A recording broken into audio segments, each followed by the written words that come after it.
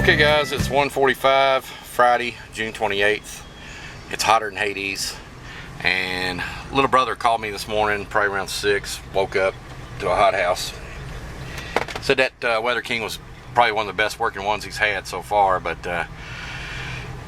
tried to help him diagnose it over the phone. Of course, the first thing he told me was fan wasn't spinning, so went ahead and had him fire it back up and take a stick and push the fan, see if it'd go. And I had him an extra capacitor out there anyway. But anyway guys, he had to keep troubleshooting over the phone. Found out he had a faulty breaker, and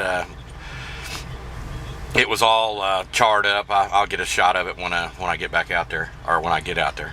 And but anyway, long story short, he replaced the breaker, and of course, I know y'all know what I'm getting ready to say. The compressor's shorted to ground or whatnot. But what it was is I thought he was going to get lucky. He was able to take off the panel, and the start wire was down underneath the body of the compressor, down there by the isolation, those little isolation pads. So had him wire nut that back up, and see if it worked till I could get these so you get some cooling. It's like 85, 86 degrees in his house, and I was going to bring these over. I was waiting on a delivery, and I'm going to share that with y'all here in a little bit. But anyway, guys, I'm off and running. I'll talk to you when I get there. Yeah.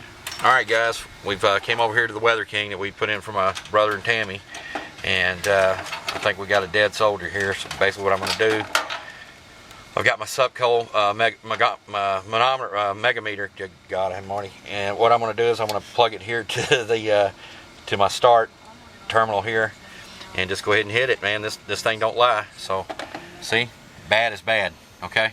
All right, just for giggles now, what I'm going to also do is I've got my meter broke out here, and I've got it. Let's go ahead and set it to so we can get a beep here. And basically what we're going to do here, guys, is you hear that? Okay, well, we don't want to hear that. Okay, so basically what I'm going to do here is I'm going to hook it to my start terminal again. And I took some sandpaper, some emery cloth the copper off here good, so we get a good ground, and listen for the beep. We got a bad run to ground compressor here. All right, guys, I got another buddy's got a backup unit for him. All right, let me run over and get it. We'll holler at you soon. All right, y'all, I'm heading back home from Kelly's, my brother's, Tammy's, and we're heading over to Daniel's.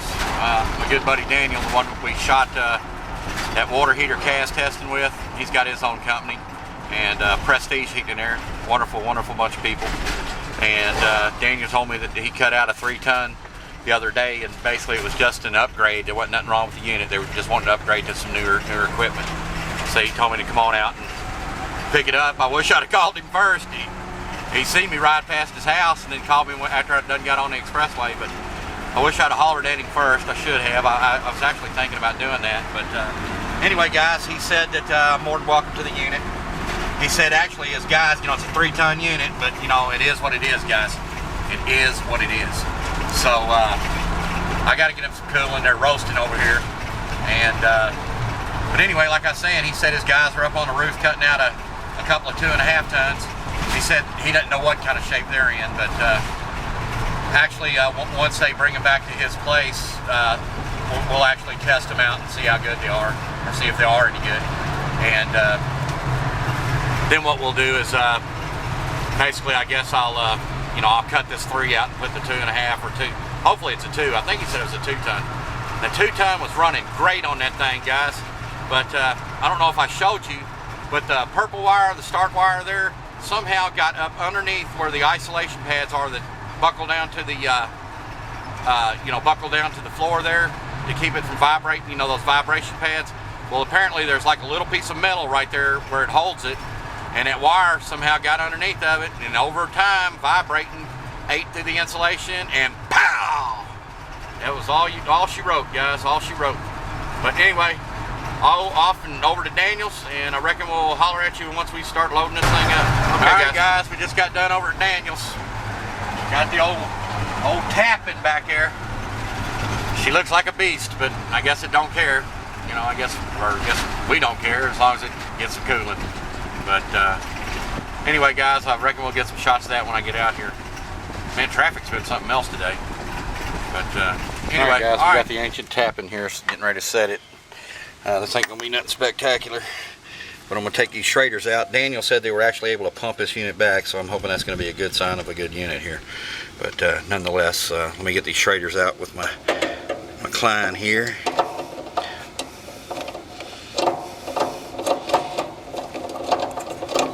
And we'll get right back to y'all. Alright guys, I broke my last one over here, my flow gauge here. I know a lot of y'all don't use one. However, if you want to go through a ton of nitrogen, or if you don't want to go through a ton of nitrogen, I suggest you get one of these. It's only 35, 40 bucks, guys. Come on. Guys, we're flowing at 5. We got our wet rags on.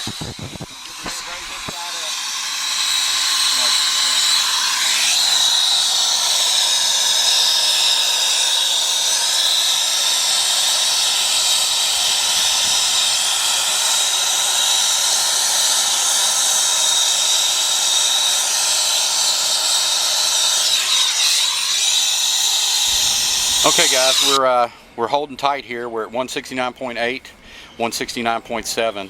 Our delta P is like negative 0.1 to negative 0.3. And once that negative side starts climbing on that delta P, it's going to indicate a leak. I talked to Bergman. He said 10 minutes standing time is a fantastic time. It's usually what he runs on all his tightness tests here. So basically we ran 20 minutes. We've doubled it, 21 minutes. So what I'm going to do is everything's already isolated, everything's already turned off. So what I'm actually going to do here, guys, is I'm going to simulate a leak here.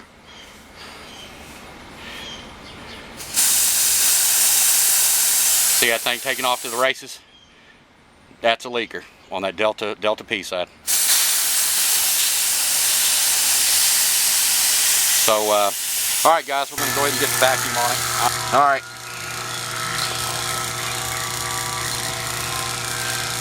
1250, 1100, 960, 850, We're at 114 760. here. So let's go ahead and do our blank off, guys. guys. We're 10 minutes into our block off here, and we're hanging at 750. Looks like that's our cutoff point there. So we're actually fantastic here, guys. All right, guys. We're getting ready to start it up. None too soon. It's almost 90 degrees in here. Okay, guys. We got the gauges zeroed out, and we're getting ready to fire this puppy up.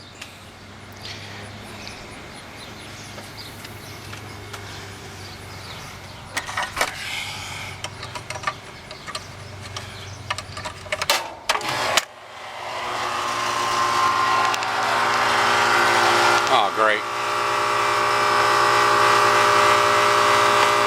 Okay, guys, I guess we're going to rebuild the crap star here. This is 35.5.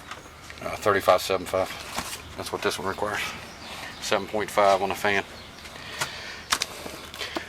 Find that old capacitor, Tammy. It's a gray one. This is 1075 RPM. Is it? 5th horse. Yeah. Thank you. Yep, I need a 35.75. And I know I got those up there. I'm gonna have to give tapping a big old donkey. Well, I better not get that rude. But this is how you have to do a fan motor on these things. Alright guys, it's June 29th, roughly 8:45. We're back out here at my little brother's Saturday morning.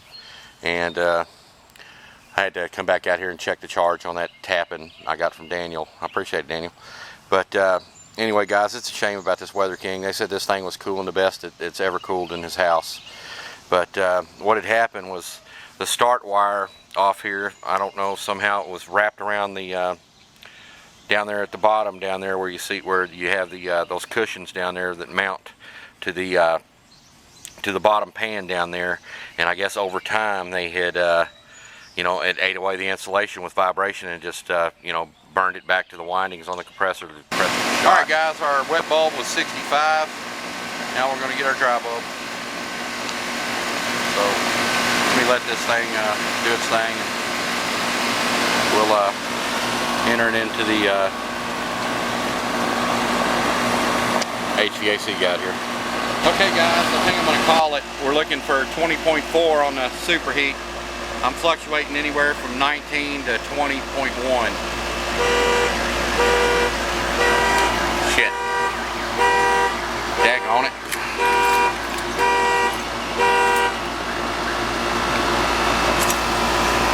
keys. Yeah, I think we're pretty good, guys.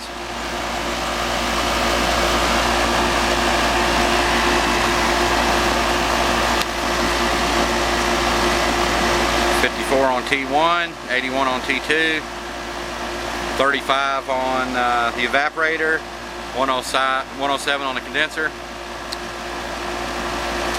and we were looking for 20.4. I think we're daggone dialed in again, guys. All right.